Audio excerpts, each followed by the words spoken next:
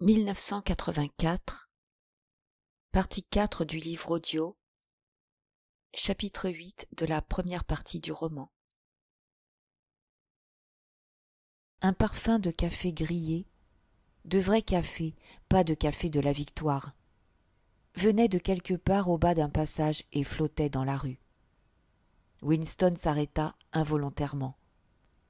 Il retrouva, peut-être 2 secondes, le monde à moitié oublié de son enfance.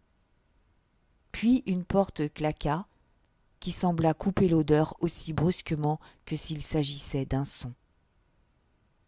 Il avait, pendant plusieurs kilomètres, marché sur des pavés, et son ulcère variqueux lui donnait des élancements. C'était la seconde fois, en 3 semaines, qu'il manquait une soirée au centre communautaire. C'était une grave imprudence, car on pouvait être certain que les présences au centre étaient soigneusement contrôlées.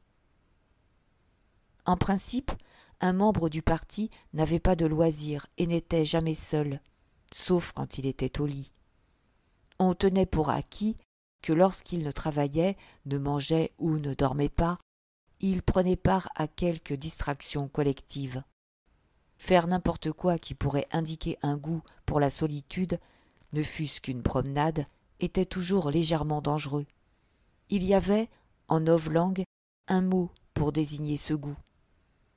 C'était égovie, qui signifiait individualisme et excentricité. Mais ce soir-là, quand il était sorti du ministère, le parfum de l'air d'avril l'avait tenté.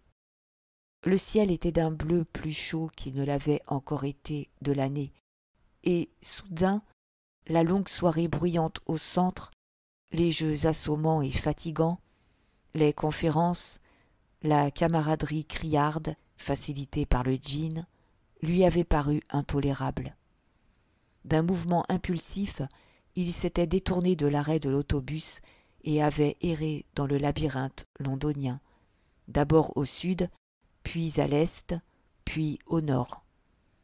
Il s'était égaré dans des rues inconnues, se préoccupant à peine de la direction qu'il prenait.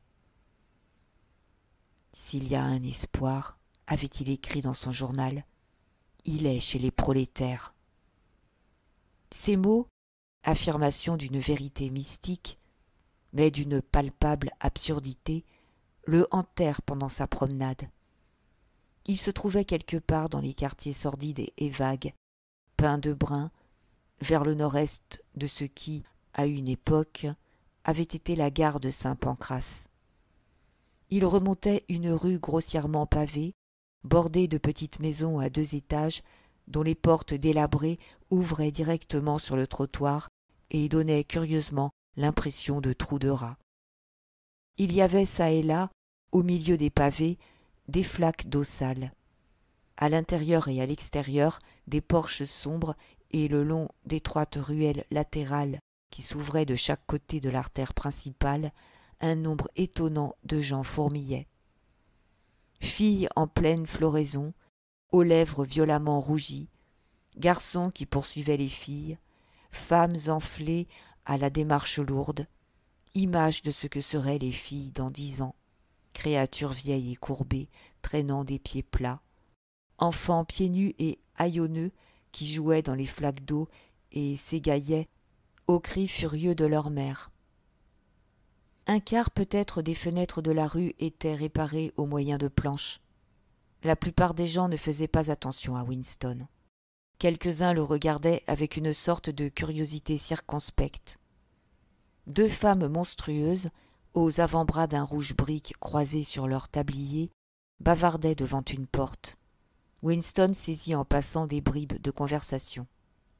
« Oui, que je lui ai dit. Tout ça, c'est très bien. Oui, mais à ma place, vous auriez fait comme moi. C'est facile de critiquer, je lui ai dit. Mais vous n'avez pas les mêmes ennuis que moi. »« Ah, répondait l'autre, c'est tout juste comme vous dites. C'est là que ça cloche. » Les voix stridentes s'arrêtèrent brusquement. Les femmes l'examinèrent au passage dans un silence hostile. Ce n'était pas exactement de l'hostilité. C'était plutôt une sorte de circonspection, de raidissement momentané, comme au passage d'un animal non familier. On ne devait pas voir souvent, dans une telle rue, la combinaison bleue du parti. Il était en vérité imprudent de se montrer dans de tels lieux, à moins que l'on y fût appelé pour une affaire précise. On pouvait être arrêté par des patrouilles. « Puis-je voir vos papiers, camarade ? Que faites-vous là ? À quelle heure avez-vous laissé votre travail ? Est-ce votre chemin habituel pour rentrer chez vous ? » Et ainsi de suite. Non qu'il y eût aucune règle interdisant de rentrer chez soi par un chemin inhabituel. Mais cela suffisait pour attirer sur vous l'attention si la police de la pensée était prévenue. Brusquement, toute la rue fut en ébullition. Le cri de « sauve qui peut » fusa de tous côtés. Les gens filaient chez eux comme des lapins. Une jeune femme jaillit d'une porte, s'empara d'un petit enfant qui jouait dans une flaque, l'enveloppa vivement dans son tablier et rentra chez elle d'un bond. Au même instant, un homme vêtu d'un habit noir en accordéon, qui avait surgi d'une rue transversale, courut à Winston et, d'un air bouleversé, lui montra du doigt le ciel. « Marmite !» hurla-t-il. « Attention, patron, patron, pan sur la tête, à plat ventre, vite !» Marmite était le nom donné, on ne savait pourquoi, par les prolétaires aux bombes fusées. Winston se jeta promptement sur le sol. Les prolétaires ne se trompaient presque jamais quand ils vous donnaient de tels avis. Ils semblaient posséder une sorte d'instinct qui les prévenait plusieurs secondes à l'avance de l'approche d'une fusée, bien que celle-ci soit censée voyager plus vite que le son. Winston se couvrit la tête de ses bras repliés. On entendit un grondement sourd qui sembla soulever le pavé. Une pluie d'objets légers lui tombèrent en grêle sur le dos. Quand il se releva, il vit qu'il avait été couvert de fragments de vitres tombés d'une fenêtre voisine. Il reprit sa marche. La bombe avait démoli un groupe de maisons à 200 mètres dans le haut de la rue. Une colonne de fumée noire pendait du ciel et, au-dessous, il y avait un nuage de poussière de plâtre dans lequel, autour des décombres, une foule se groupait déjà. Il vit devant lui, sur le pavé, un petit morceau de plâtre rayé d'un brillant trait rouge. Quand il l'atteignit, il identifia une main sectionnée au poignet. La coupure était rouge, mais la main était si blême qu'elle ressemblait à un moulage de plâtre. Il poussa la chausse du pied dans le caniveau, puis, pour éviter la foule, tourna à droite dans une rue transversale. En 3 ou 4 minutes, il était hors de la zone sinistrée et les rues sordides avaient repris leur animation grouillante, comme s'il ne s'était rien passé. Il était près de 8 heures et les cafés que fréquentaient les prolétaires, on les appelait des bistrots, étaient combles. Par leurs crasseuses portes tournantes, qui s'ouvraient et se refermaient sans cesse, venait une odeur d'urine, de sciure de bois et de bière aigre. Dans un angle formé par une façade en saillie, 3 hommes étaient groupés. Celui du milieu tenait un journal plié que les 2 autres étudiaient par-dessus son épaule. Avant même qu'il fût assez près pour déchiffrer l'expression de leurs visages, Winston put constater leur état de tension par toutes les lignes de leur corps. C'étaient évidemment des nouvelles sérieuses qu'il lisait. Il les avait dépassés de quelques pas quand, soudain, le groupe se disloqua et 2 hommes entrèrent dans une violente altercation. Ils semblèrent, un moment, presque sur le point d'en venir aux mains. « Est-ce que vous ne pouvez pas, bon sang, écouter ce que je vous dis ? Je vous dis qu'aucun nombre terminé par 7 n'a gagné depuis au moins 14 mois. Oui, il a gagné. Non, il n'a pas gagné. À la maison, j'ai tous les numéros gagnants depuis au moins 2 ans inscrits sur un papier. Je les note aussi régulièrement qu'une horloge. Et je vous le dis, aucun nombre terminé par 7. Oui, un 7 a gagné. Je pourrais presque vous dire ce sacré nombre. Il finissait par 4, 0, 7. C'était en février, la 2e semaine de février. Des prunes, votre février. J'ai tout noté, noir sur blanc. Et je vous dis, aucun nombre. Oh, la ferme, dit le 3e homme. Il parlait de la loterie. Winston, 30 mètres plus loin, se retourna. Ils discutaient encore avec des visages pleins d'ardeur et de passion. La loterie et les énormes prix qu'elle payait chaque semaine étaient le seul événement public auquel les prolétaires portaient une sérieuse attention. Il y avait probablement quelques millions de prolétaires pour lesquels c'était la principale, sinon la seule raison de vivre. C'était leur plaisir, leur folie, leur calmant, leur stimulant intellectuel. Quand il s'agissait de loterie, même les gens qui savaient à peine lire et écrire semblaient capables de calculs compliqués et de prodiges de mémoire déconcertants. Il y avait toute une classe de gens qui gagnaient leur vie simplement en vendant des systèmes, des prévisions, des amulettes porte-bonheur. Winston n'avait rien à voir avec le mécanisme de la loterie qui était dirigé par le ministère de l'Abondance. Mais il savait, en vérité tout le monde dans le parti le savait, que les prix étaient pour la plupart fictifs.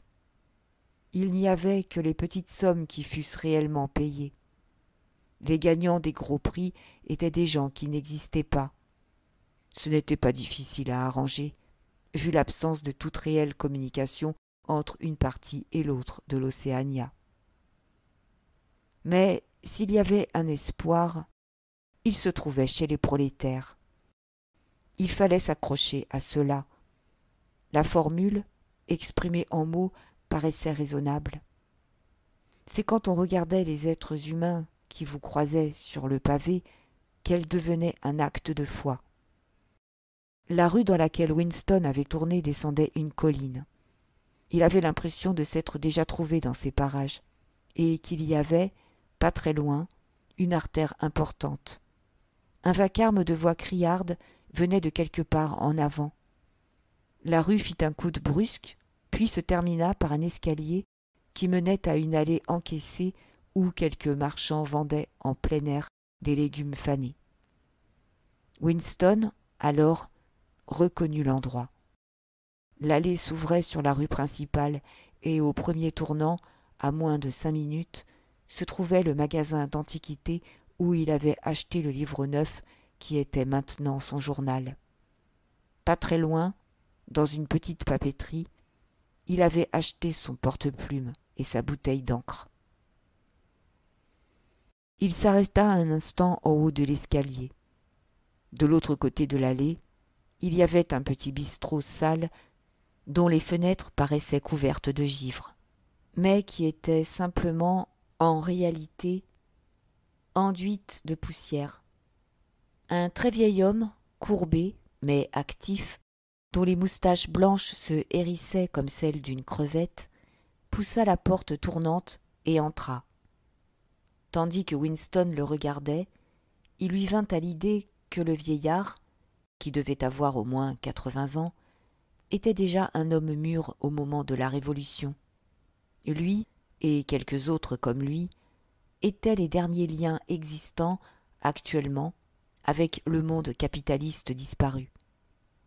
Dans le parti lui-même, il ne restait pas beaucoup de gens dont les idées avaient été formées avant la Révolution.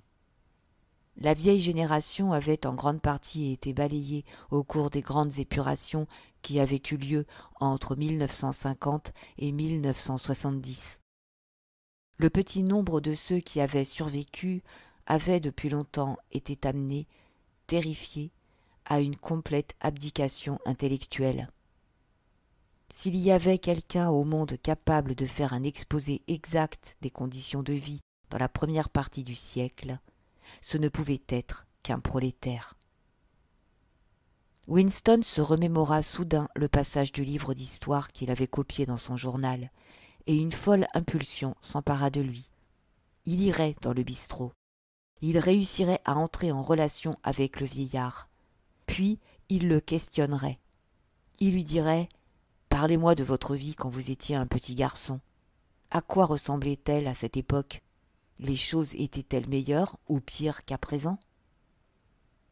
Il pressa le pas pour ne pas se donner le temps d'avoir peur, puis descendit les marches et traversa la rue étroite. C'était une folie, naturellement. Comme d'habitude, il n'y avait pas de règle précise interdisant de parler aux prolétaires et de fréquenter leur café, mais c'était un acte beaucoup trop inhabituel pour qu'il ne fût pas remarqué.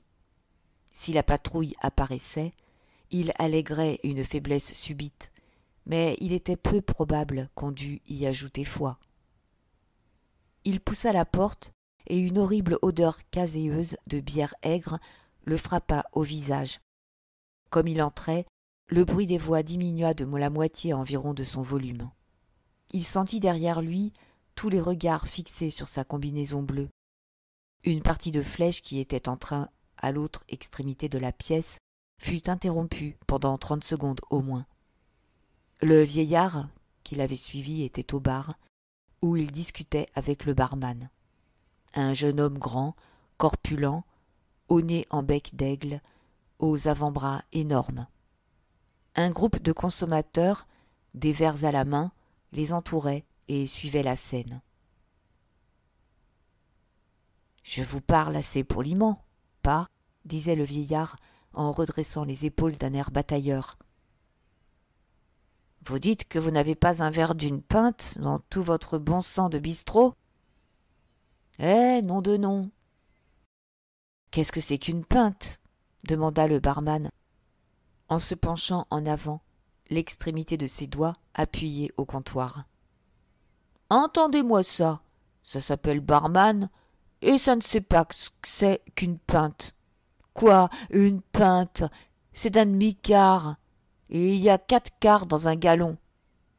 La prochaine fois, faudra vous apprendre l'ABC. »« Jamais entendu parler de ça, » répondit brièvement le barman. « Litre et demi-litre, c'est tout ce que nous servons. Voilà les verres sur l'étagère devant vous. »« Je veux une pinte, » persista le vieillard. « Vous pouvez bien me soutirer une pinte. Nous n'avions pas ces bons sangs de litres quand j'étais un jeune homme. »« Quand vous étiez jeune, nous vivions tous au sommet des arbres, » dit le barman, avec un coup d'œil aux autres consommateurs. Il y eut un bruyant éclat de rire, et le malaise causé par l'entrée de Winston sembla disparaître. Le visage au poil blanc du vieillard s'était enflammé. Il se détourna en marmonnant et se heurta à Winston, qui le prit gentiment par le bras. « Un verre ?» demanda-t-il. « Vous êtes un homme, » dit l'autre en redressant les épaules.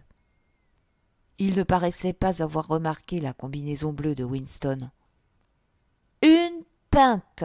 ajouta-t-il agressivement à l'adresse du barman. « Une pinte de Wallop !» Le barman ouvrit et versa 2 demi-litres de bière d'un brun sombre dans des verres épais qu'il avait rincés dans un baquet sous le comptoir. La bière était la seule boisson qu'on pût obtenir dans les cafés des prolétaires. Les prolétaires n'étaient pas censés boire du gin, mais en pratique, ils pouvaient en obtenir assez facilement. Le jeu de va-et-vient des flèches battait son plein, et le groupe qui était au bar s'était mis à parler de billets de loterie. La présence de Winston, pour un moment, était oubliée. Il y avait sous une fenêtre une table de bois blanc où le vieil homme et lui pouvaient parler sans crainte d'être entendus. C'était extrêmement dangereux, mais, en tout cas, il n'y avait pas de télécran dans la pièce. Winston s'en était assuré aussitôt entré. « Il aurait pu me tirer une pinte, » grommelait le vieillard en s'installant devant son verre. « 1 demi-litre, c'est pas assez, on n'a pas son comptant. Et tout 1 litre, c'est trop, ça fait travailler ma vessie. Sans compter le prix. Vous avez dû voir de grands changements depuis que vous étiez jeune, » dit timidement Winston. Les yeux bleu pâle du vieillard erraient de la cible des flèches au bar, et du bar à la porte, comme s'il pensait que c'était dans le bar que les changements avaient eu lieu. « La bière était meilleure, dit-il finalement, et moins chère. Quand j'étais jeune, la bière blonde, nous l'appelions Wallop, elle coûtait 4 sous la pinte. C'était avant la guerre, bien sûr. »« Quelle guerre était-ce » demanda Winston. « C'est tout des guerres » répondit vaguement le vieillard. Il prit son verre, redressa de nouveau les épaules. « À la vôtre !» Dans son cou étroit, la pomme d'Adam saillante fit un rapide et surprenant mouvement de va-et-vient, et la bière disparut. Winston alla au bar et revint avec 2 autres demi-litres. Le vieillard parut avoir oublié sa prévention contre l'absorption d'un litre entier. « Vous êtes beaucoup plus vieux que moi, » dit Winston. « Vous deviez être déjà un homme fait quand je suis né. Vous pouvez vous rappeler comment était la vie avant la Révolution ? Les gens de mon âge ne connaissent réellement rien de ce temps-là. Nous pouvons seulement nous renseigner en lisant des livres, mais ce que disent les livres peut ne pas être vrai. Je voudrais avoir votre opinion là-dessus. Les livres d'histoire comptent que la vie avant la Révolution était absolument différente de ce qu'elle est maintenant. Il y avait une oppression, une injustice, une pauvreté terrible, pire que tout ce que nous pouvons imaginer. Ici, à Londres, la grande masse du peuple n'avait jamais rien à manger, de la naissance à la mort. On travaillait 12 heures par jour, on laissait l'école à 9 ans, on couchait 10 dans une pièce. À la même époque, il y avait un tout petit nombre de gens, seulement quelques milliers, les capitalistes, disait-on, qui étaient riches et puissants. Ils possédaient tout ce qu'il y avait à posséder. Ils vivaient dans de grandes maisons somptueuses avec 30 serviteurs. Ils se promenaient en automobile ou en voiture à 4 chevaux, buvaient du champagne, portaient des hautes formes. Le visage du vieillard s'éclaira soudain. « Haute forme » répéta-t-il. « C'est drôle que vous en parlez. La même chose m'est venue dans l'esprit seulement hier. Je sais pas pourquoi. Je me disais justement, il y a du temps que j'ai pas vu un haute forme. Tous partis, oui. La dernière fois que j'en portais un, c'était à l'enterrement de ma sœur. Et c'était... Non, je pourrais pas vous dire la date. Ça devait être il y a 50 ans. Bien sûr, on l'avait seulement loué pour la circonstance, vous comprenez. Ce n'est pas très important, les hautes formes, dit Winston patiemment. Le point est que ces capitalistes, et quelques hommes de loi et quelques prêtres qui vivaient d'eux, étaient les seigneurs de la terre. Tout était pour eux. Vous, les gens ordinaires, les travailleurs, vous étiez leurs esclaves. Ils pouvaient faire de vous ce qu'ils voulaient. Ils pouvaient vous embarquer pour le Canada comme des bestiaux. Ils pouvaient coucher avec vos filles s'ils le désiraient. Ils pouvaient vous faire fouetter avec quelque chose qu'on appelait le chat à 9 queues. Quand vous passiez devant eux, vous deviez enlever vos casquettes. Tous les capitalistes ne se déplaçaient qu'entourés d'une bande de laquais qui... Le visage du vieillard s'éclaira encore. « Laquais, dit-il. Ça, c'est un mot que j'ai pas entendu il y a bien longtemps. Laquais. Ça me ramène en arrière, vrai. Ça me revient, oh, il y a combien d'années? Je sais pas. Quelquefois, j'allais à Hyde Park, le dimanche après-midi, entendre les types parler.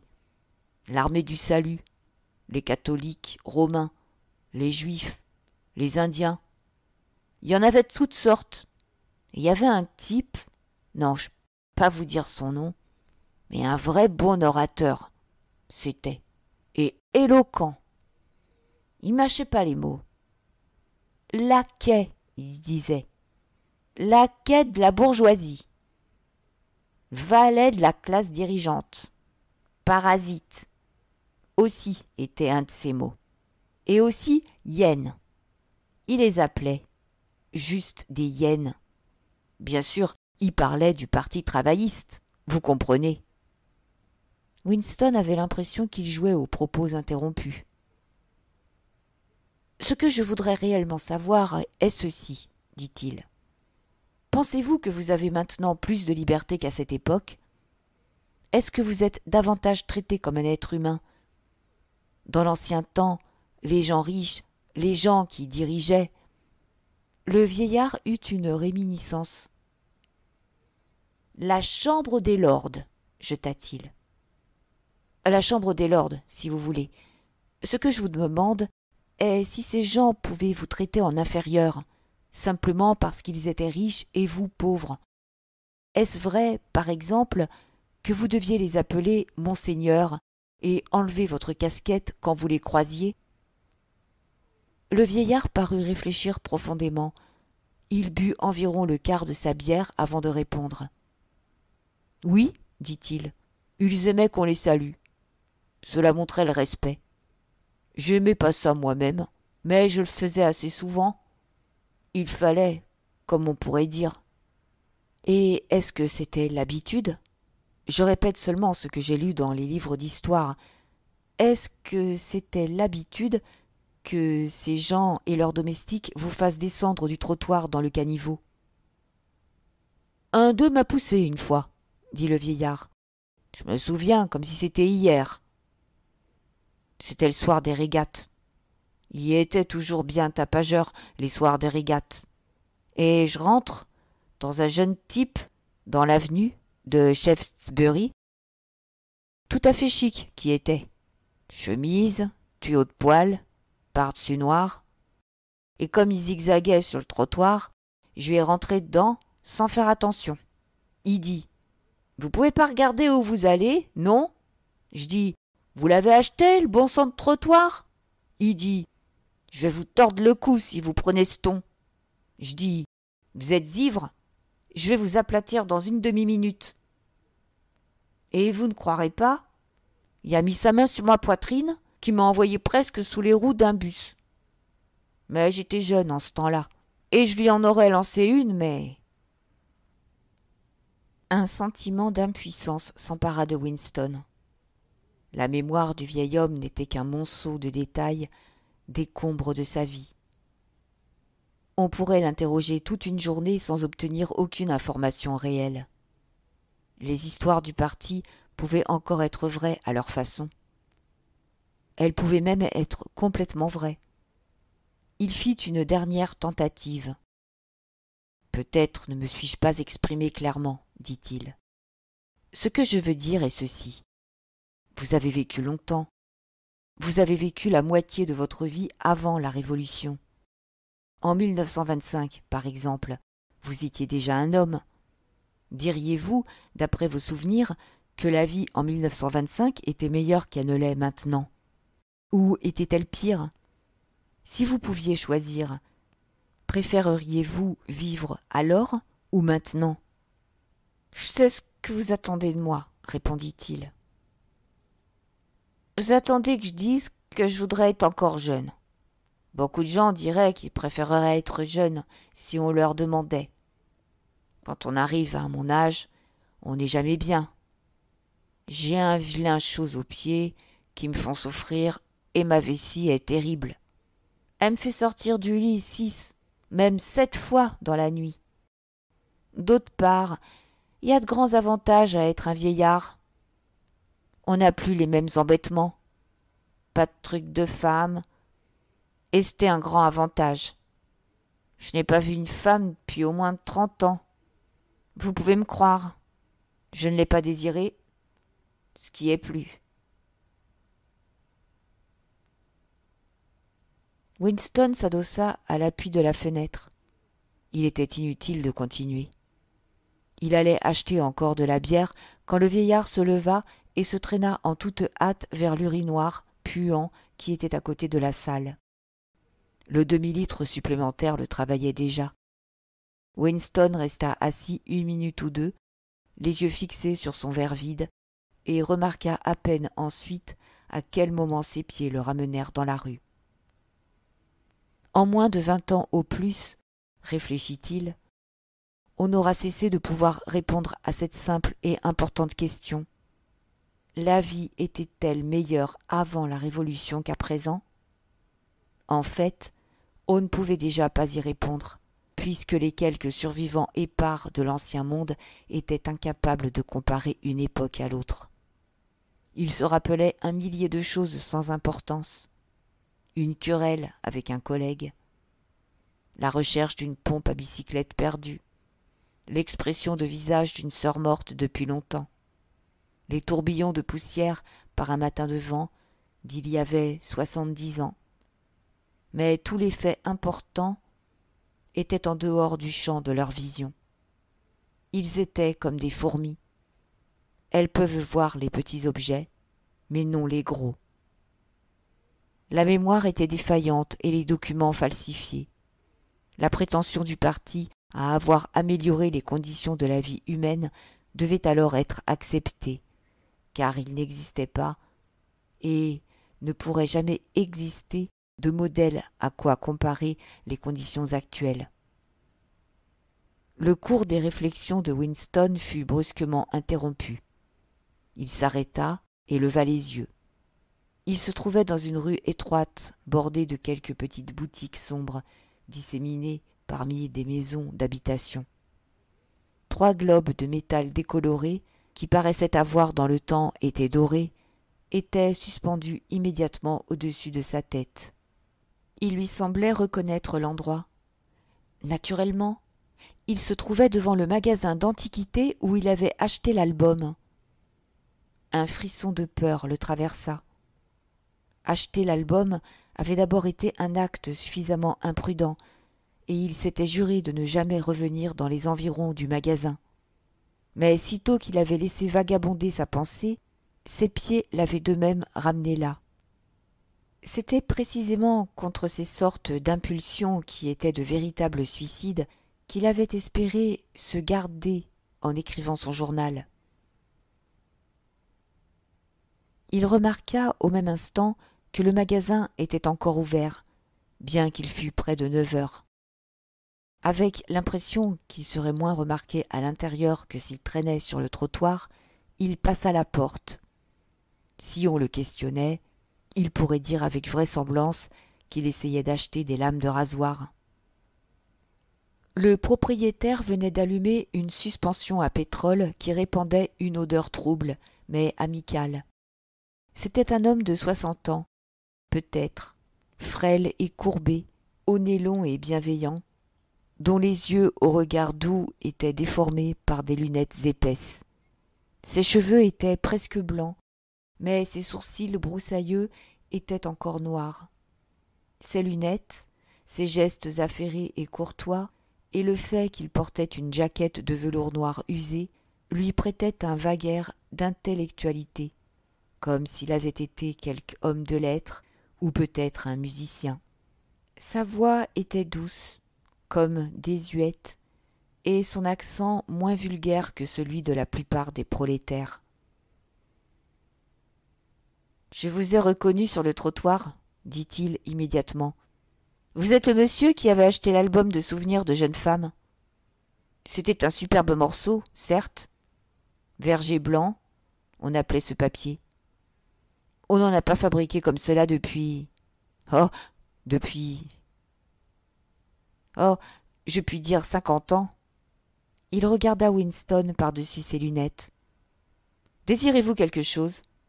Ou voulez-vous seulement jeter un coup d'œil? »« Je suis entré en passant, » répondit vaguement Winston.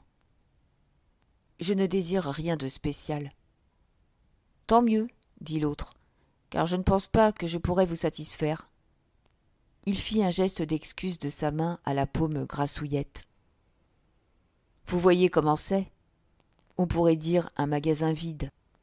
De vous à moi, le commerce d'antiquités est mort. Plus aucune demande, plus de marchandises.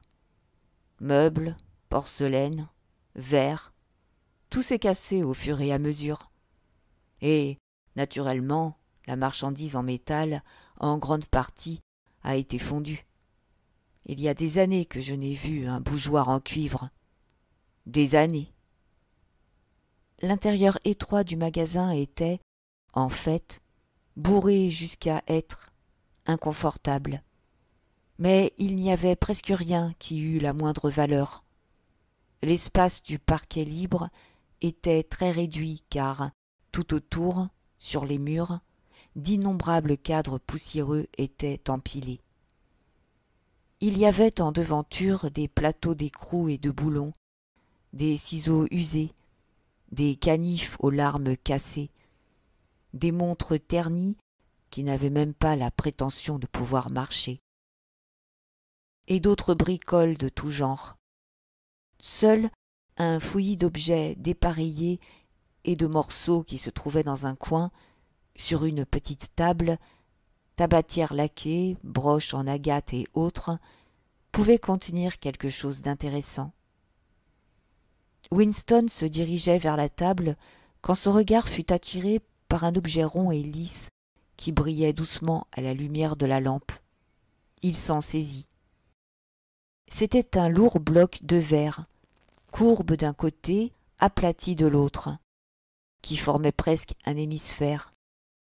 Il y avait une douceur particulière, rappelant celle de l'eau de pluie, à la fois dans la couleur et la texture du verre. Au milieu du bloc, magnifié par la surface courbe, se trouvait un étrange objet, rose et convoluté, qui rappelait une rose ou une anémone de mer. « Qu'est-ce que c'est » demanda Winston, fasciné. « C'est du corail, » répondit le vieillard. « Il doit provenir de l'océan Indien. On l'encastrait d'ordinaire dans du verre. Il y a au moins 100 ans que cet objet a été fabriqué. Plus même, d'après son aspect. »« C'est une superbe chose, » dit Winston. « C'est une belle chose, » approuva l'autre. « Mais il n'y a pas beaucoup de gens qui le diraient aujourd'hui. » Il toussa. « Eh bien, si vous désirez par hasard l'acheter, il vous coûterait 4 $. Je me souviens d'un temps où un objet comme celui-là aurait atteint 8 livres. Et 8 livres, c'était... Je ne peux le calculer, mais c'était pas mal d'argent. Mais qui, aujourd'hui, s'intéresse aux antiquités authentiques, même au peu qui en existe encore? Winston paya immédiatement les 4 $ et glissa dans sa poche l'objet convoité. Ce qui lui plaisait dans cet objet, ce n'était pas tellement sa beauté que son air d'appartenir à un âge tout à fait différent de l'âge actuel. Le verre doux et couleur d'eau de pluie ne ressemblait à aucun verre qu'il eût jamais vu. L'apparente inutilité de l'objet le rendait doublement attrayant. Winston, pourtant, devinait qu'il devait avoir été fabriqué pour servir de presse-papier. Il était très lourd dans sa poche, mais, heureusement, la bosse qu'il formait n'était pas très apparente. C'était un objet étrange, même compromettant, pour un membre du parti. Tout ce qui était ancien, en somme, tout ce qui était beau, était toujours vaguement suspect. Le vieillard, après avoir reçu les 4 $, était devenu beaucoup plus enjoué. Winston comprit qu'il en aurait accepté 3 ou même 2. « Il y a une autre pièce là-haut qui pourrait vous intéresser, » dit-il. « Elle ne contient pas grand-chose, quelques objets seulement. Nous prendrons une lampe pour monter. » Il alluma une lampe et précéda Winston dans un escalier aux marches raides et usées, puis le long d'un passage étroit. La pièce dans laquelle ils entrèrent ne donnait pas sur la rue. Elle avait vue sur une cour pavée de galets et une forêt de cheminées. Winston remarqua que les meubles étaient encore disposés comme si la pièce devait être habitée. Il y avait une carpette sur le parquet, un tableau ou deux au mur, et, tiré près de la cheminée, un fauteuil profond et usé. Une horloge ancienne en verre, qui n'avait que 12 chiffres sur son cadran, faisait entendre son tic-tac sur la cheminée. Sous la fenêtre, un grand lit sur lequel se trouvait encore un matelas occupait près du quart de la pièce. Nous avons vécu ici jusqu'à la mort de ma femme, dit le vieillard en s'excusant à demi. Je vends le mobilier petit à petit. Voilà un beau lit de mahogany, ou du moins, ce serait un beau lit si on pouvait en enlever les punaises. Mais j'ose dire que vous le trouveriez un peu encombrant. Il soulevait la lampe pour éclairer toute la pièce et, dans la chaude lumière douteuse, l'endroit paraissait curieusement hospitalier. L'idée traversa l'esprit de Winston qu'il serait probablement très facile de louer la pièce pour quelques dollars par semaine, s'il osait s'y risquer. C'était une idée folle et impossible qui devait être abandonnée aussitôt que pensée, mais la pièce avait éveillé en lui une sorte de nostalgie, une sorte de mémoire ancestrale. Il lui semblait savoir exactement ce que l'on ressentait en s'asseyant dans une pièce comme celle-ci, dans ce fauteuil auprès du feu, avec les pieds sur le garde-feu et une bouilloire à côté du foyer. Être absolument seul, dans une paix complète, sans personne qui vous surveille, sans voix qui vous poursuive, n'entendre que le chant de la bouilloire et le tic-tac amical de l'horloge. Il n'y a pas de tel écran, ne put-il s'empêcher de murmurer. Oh, fit le vieil homme, je n'en ai jamais eu. C'est trop cher, et je n'en ai d'ailleurs jamais senti le besoin. Voilà une jolie petite table pliante dans ce coin. Mais naturellement, si vous vouliez vous servir des battants, il vous faudrait mettre de nouveaux gonds. Il y avait une toute petite bibliothèque dans l'autre coin et déjà Winston se dirigeait de ce côté. Elle ne contenait que des livres sans intérêt. La chasse aux livres et leur destruction avaient été faites avec autant de soin dans les quartiers prolétaires que partout ailleurs. Il était tout à fait improbable qu'il existât quelque part dans l'Océania un exemplaire de livre imprimé avant 1960. Le vieil homme, qui portait toujours la lampe, était debout devant un tableau encadré de bois de rose qui était suspendu en face du lit de l'autre côté de la cheminée. « Si, par hasard, vous vous intéressiez au vieux tableau, commença-t-il délicatement. Winston traversa la pièce pour examiner le tableau. C'était une gravure sur acier représentant un édifice de forme ovale aux fenêtres rectangulaires, avec une petite tour en avant. Une grille entourait l'édifice, et, en arrière, on voyait quelque chose qui semblait être une statue. Winston regarda un moment la gravure. Le tableau lui semblait vaguement familier, bien qu'il ne se souvînt pas de la statue. « Le cadre est fixé au mur, » dit le vieillard, « mais je pourrais vous le dévisser si vous le désiriez. »« Je connais cet édifice, » dit finalement Winston. « C'est maintenant une ruine. Il est au milieu de la rue qui se trouve de l'autre côté du palais de justice. »« C'est exact. Il a été bombardé en... Oh, il y a pas mal d'années. À un moment, c'était une église. On l'appelait l'église Saint-Clément. » Il eut un sourire d'excuse, comme conscient de dire quelque chose de légèrement ridicule, et ajouta « Orange et citron, disent les cloches de Saint-Clément. »« Qu'est-ce que cela ?» demanda Winston. « Oh, orange et citron, disent les cloches de Saint-Clément. C'est une chanson que l'on chantait quand j'étais un petit garçon.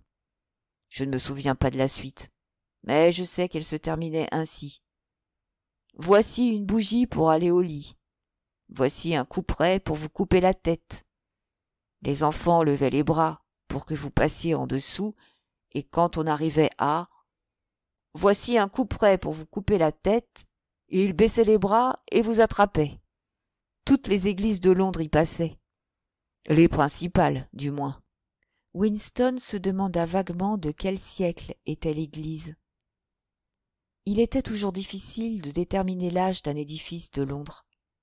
Tous ceux qui étaient vastes et imposants étaient automatiquement classés parmi les constructions d'après la Révolution s'ils étaient d'aspect raisonnablement nouveau. Mais tous ceux qui, visiblement, étaient plus anciens, étaient imputés à une période mal définie appelée Moyen Âge. On considérait que les siècles du capitalisme n'avaient rien produit qui eût quelque valeur. On ne pouvait pas plus étudier l'histoire par l'architecture que par les livres. Les statues, les inscriptions, les pierres commémoratives, les noms de rues, tout ce qui aurait pu jeter une lumière sur le passé, avait été systématiquement changé. « Je ne savais pas qu'elle avait été une église, » dit Winston. « Il y en a en réalité encore pas mal, » dit le vieillard, « mais on leur a donné une autre affectation. » Quelle était donc la suite de cette chanson? Ah, je sais. Orange et citron, disent les cloches de Saint-Clément. Tu me dois 3 farthings, disent les cloches de Saint-Martin. Là, maintenant, je ne peux aller plus loin. Un farthing était une petite pièce de cuivre qui ressemblait un peu à un cent. Où était Saint-Martin? Demanda Winston. L'église de Saint-Martin? Elle est encore debout. C'est au square de la Victoire, contigu à la galerie de peinture. Un édifice qui a une sorte de porche triangulaire, des piliers en avant et un escalier monumental. Winston connaissait bien l'endroit.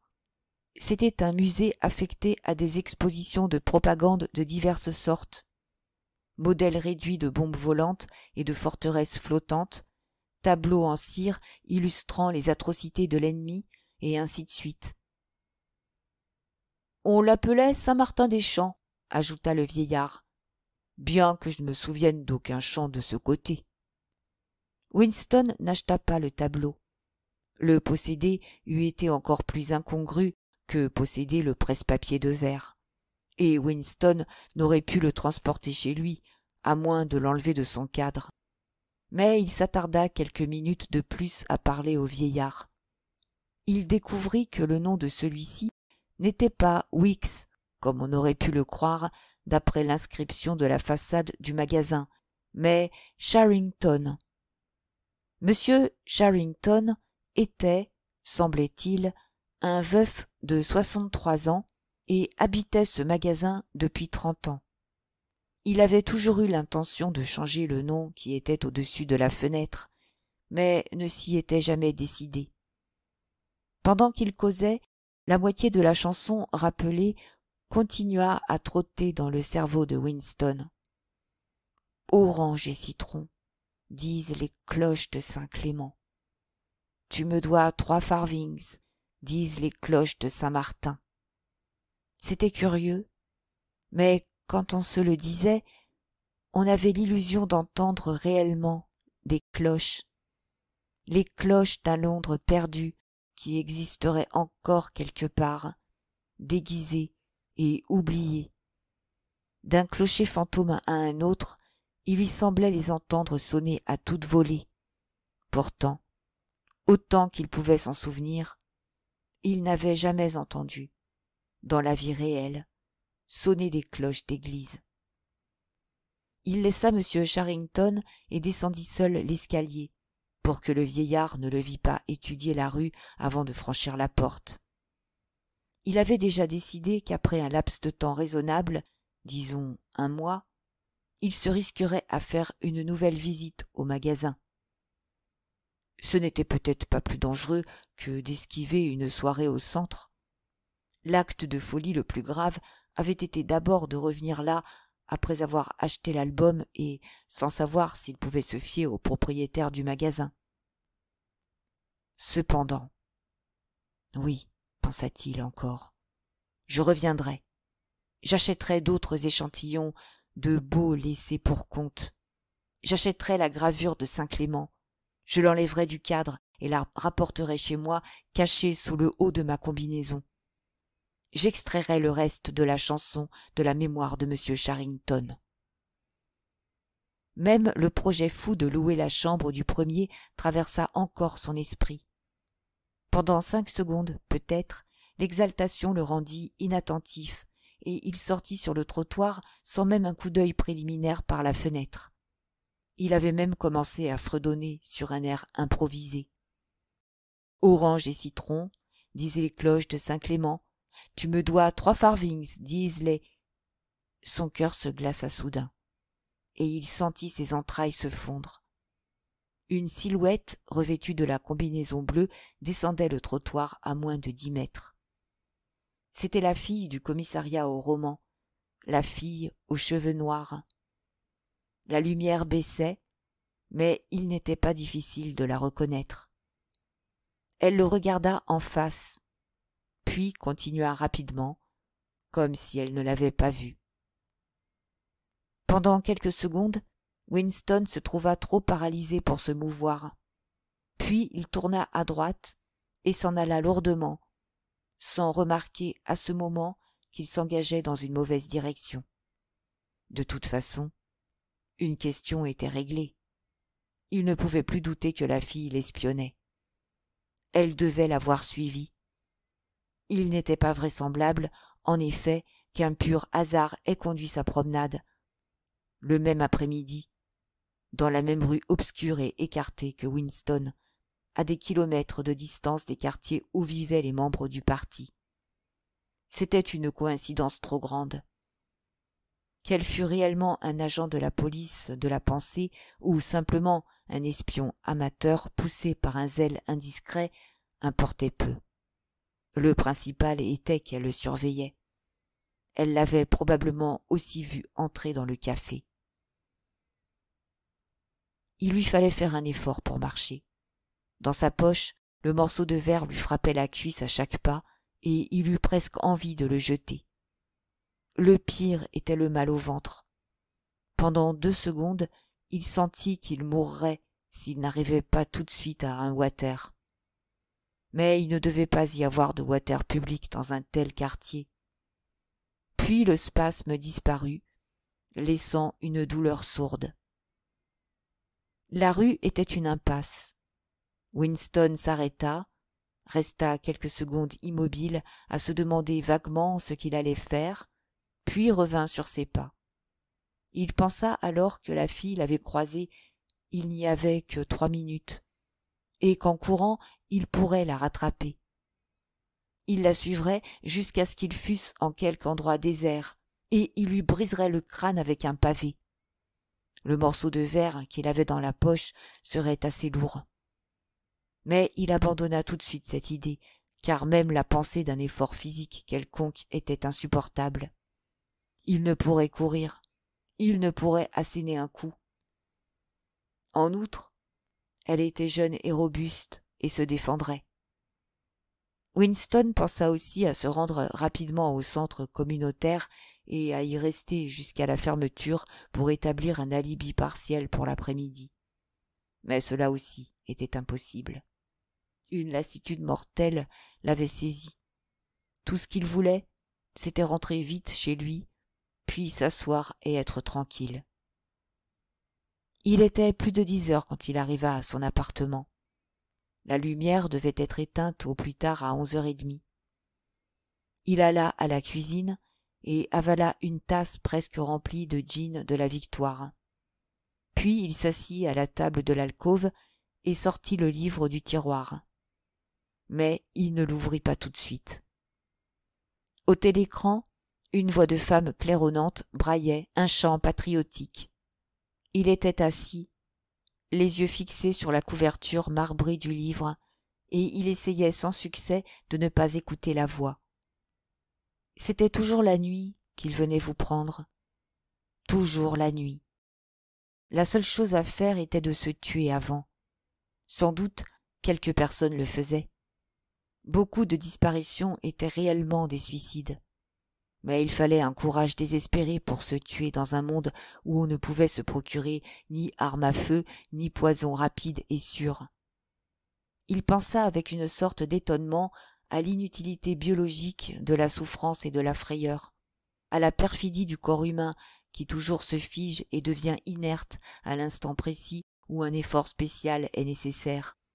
Il aurait pu réduire au silence la fille aux cheveux noirs si seulement il avait agi assez vite. Mais c'était précisément l'imminence du danger qui lui avait fait perdre le pouvoir d'agir.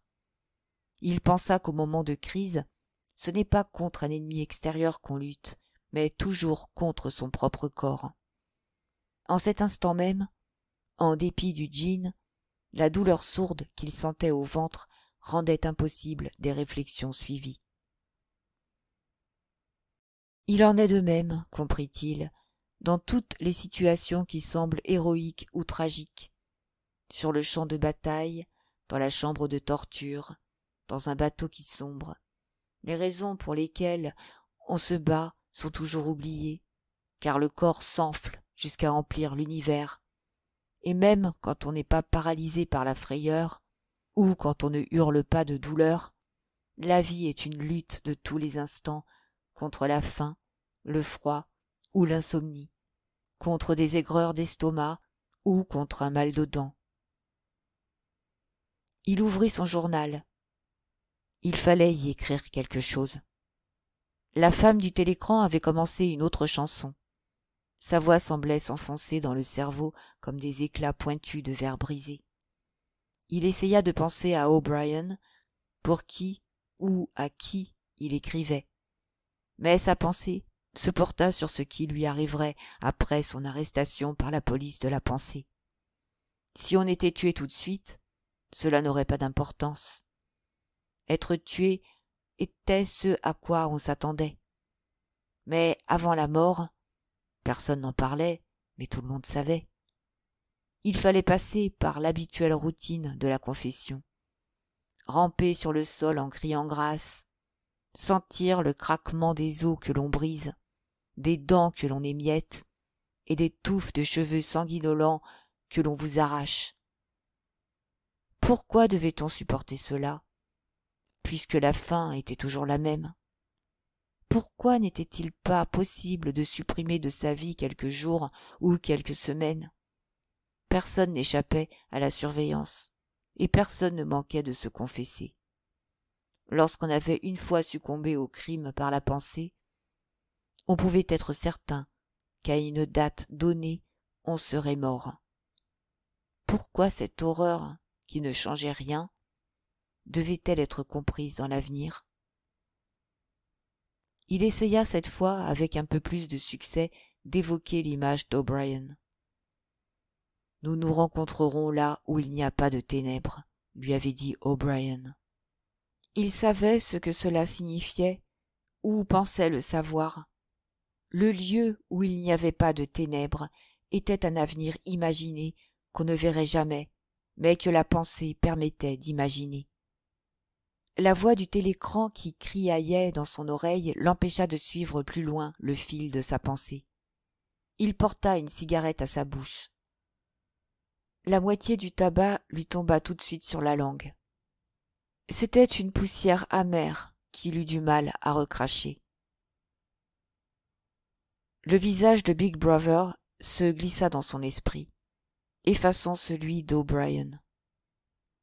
Comme il l'avait fait quelques jours plus tôt, il tira une pièce de monnaie de sa poche et la regarda. Dans le visage lourd, calme, protecteur, les yeux regardaient Winston. Mais quelle sorte de sourire se cachait sous la moustache noire? Comme le battement lourd d'un glas, les mots de la devise lui revinrent. La guerre, c'est la paix. La liberté, c'est l'esclavage. L'ignorance, c'est la force.